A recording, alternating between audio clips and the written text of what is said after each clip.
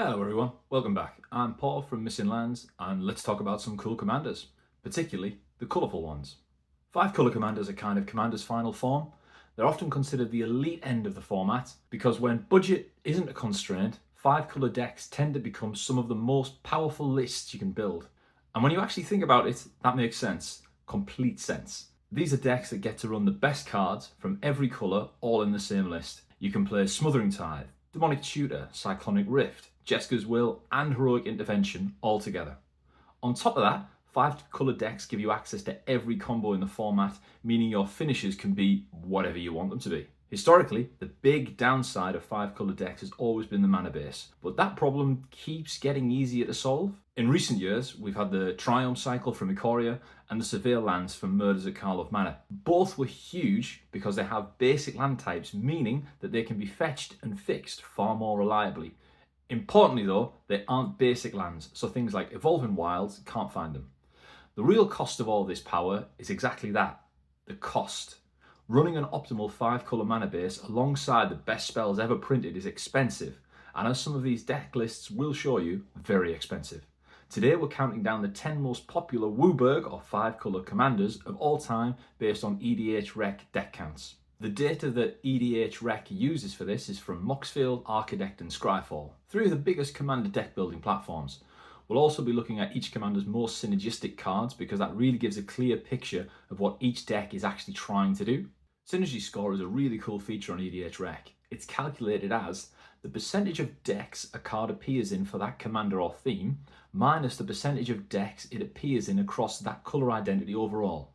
In other words, this highlights cards that are uniquely powerful in that specific deck, not just generally strong staples like Sol Ring. Let's start at number 10. Sisay, the Weatherlight Captain. Sisay comes in at number 10 with just over 16,000 decks. This is a Legends Matter deck, but more importantly, a low curve Legends toolbox. Most lists are packed with Legends that cost under 3 mana, which lets Sisay scale very quickly and shoot at exactly what you need for the situation. And of course, if you buffer power, you can start tutoring for bigger and badder targets. Her 3 most synergistic cards are Derevi, Imperial Tactician, Teferi Time Raveler, and Lothor Corrupt Sheriff. All cheap, disruptive, and absurdly efficient. The average Sisay deck is honestly ridiculous, around $8,400 or 6,800 euros, largely because these lists often include original dual lands and Mox Diamond. Sisay definitely isn't casual. The data highlights her raw power and CEDH adjacent ceiling. Her ability to tutor legends based on her power and put them directly onto the battlefield sidesteps traditional interaction like counterspells entirely. I won't go too deep into a CEDH role, there are far more knowledgeable people tracking that meta, but it's very clear why Sisay has such a fearsome reputation.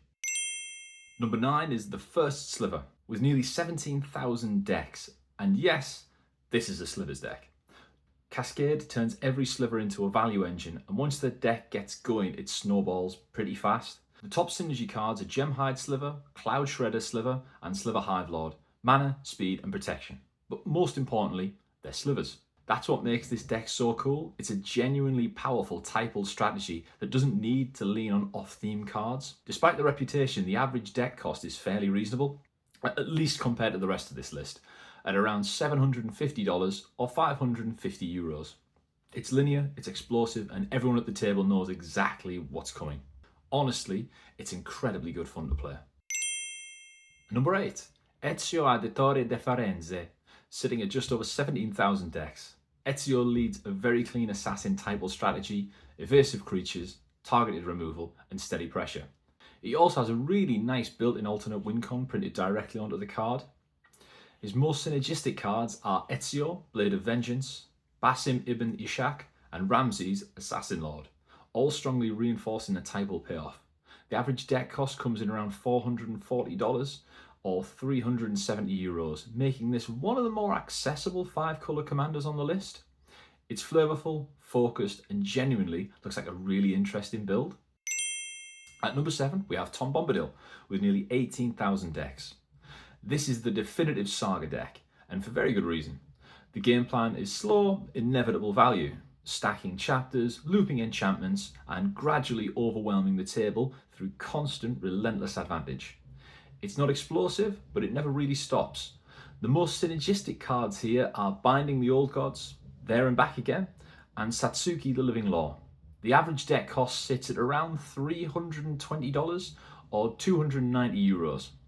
It's grindy, thematic, and surprisingly powerful if left alone for even a little too long.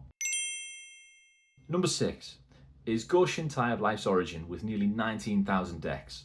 At first glance, this looks like a straight up shrine deck, but EDHREC shows most lists that actually enchantments matter more broadly, which is likely just a quirk of how the data is characterized.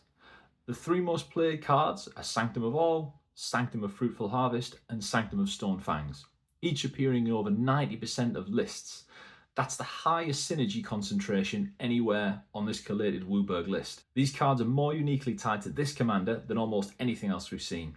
The average deck cost sits at around $450 or €357. This deck is a passive monster. If the shrines stick around, you just win by existing. At number 5, we have Isika, usually played as the Prismatic Bridge, with over 22,000 decks. This is a classic Super Friends deck. Spinning the bridge into something impactful every turn is a fantastically fun way to play, and honestly, it feels like a spiritual successor to the glory days of Golos. RIP. The top synergy cards are Nicol Bolas, Dragon God, Nicol Bolas, God Pharaoh, and Oath of Teferi, all about extra activations and absurd value. Pair that with cards like Animatu, and things spiral into infinite combo territory very quickly. The average deck cost jumps to around $1,060 or €840. If left unchecked, this deck doesn't just get ahead, it completely takes over the game. At number 4 is Ulalek Fused Atrocity with just over 25,000 decks. This is straight up Eldrazi type, and it finally gives a home to some of the lesser played and non-legendary Eldrazi. Ulalek was printed as the head of a modern Horizons 3 precon, and the average deck lists reflect that origin.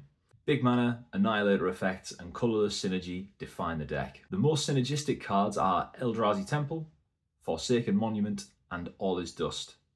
The average deck cost sits at around $320 or €280, making it the cheapest average deck on this list, and that's largely down to the mana base, with heavy reliance on Pain lands printed alongside the precon. Number 3, we have Jodah the Unifier with over 27,000 decks. This is the Legend Matters commander. Jodah was already hugely popular, but let's be honest, he sits this high partly because he got reprinted as SpongeBob, which is definitely why I built him. Chaining legends together quickly turns your board into a lethal threat. Packing the deck with a wide spread of mana values makes those triggers more consistent, which is why so many lists are stuffed with legends right down to the bottom of the curve. Big shout out to Little Rograk, he says hello. The top synergy cards are Urza's Ruinous Blast, Sisay Weatherlight Captain, and Primeval's Glorious Rebirth. The average deck cost sits at around $770 or €595. Snowball is an understatement. It's basic, but it's brilliant. Number 2 is Kenrith, with nearly 28,000 decks. Kenrith might genuinely be the most flexible commander ever printed. He's a complete Swiss Army knife. His top synergy cards are Training Grounds, Biomancer's Familiar, and Zerda the Dawnwaker, all ability cost reducers. Unlike most commanders here, Kenrith doesn't have one dominant theme. He can pivot between combo, value, politics, and control. Birthing Pod combo tends to be the most common shell, but this is only just. The average deck cost sits at around $1,360 or €1,045. If you don't know what your deck wants to do, Kenrith will figure it out for you. And the winner, no surprises here, one of the most popular creature types in the game, and one of the most controversial abilities ever printed. It's the Dragon, and by a huge margin. With nearly 43,000 decks, this is Dragons, and it always has been. Eminence provides cost reduction straight from the command zone. This is an ability that's so fundamentally strong it's only ever been reprinted once since the original batch. The top synergy cards are Mirim, Sentinel Worm, Dragon Tempest, and Crux of Fate. The average deck cost sits at around $1,120 or €900. It's splashy, it's powerful, it's unapologetically battle cruiser magic. This is what the people want. So that's the 10 most popular 5 colour commanders of all time. Whether it's sky smashing dragons, total flexibility with Kenrith, or legend snowball nonsense with Jodah. What this list really shows is that people love power, identity and splashy magic. 5 colour decks might be expensive, they might be greedy, but they let you play exactly the game you want to play.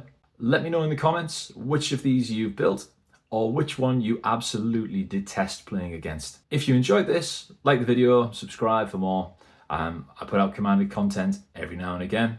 I'll see you in the next one. I'm Paul and this is Missing Lands.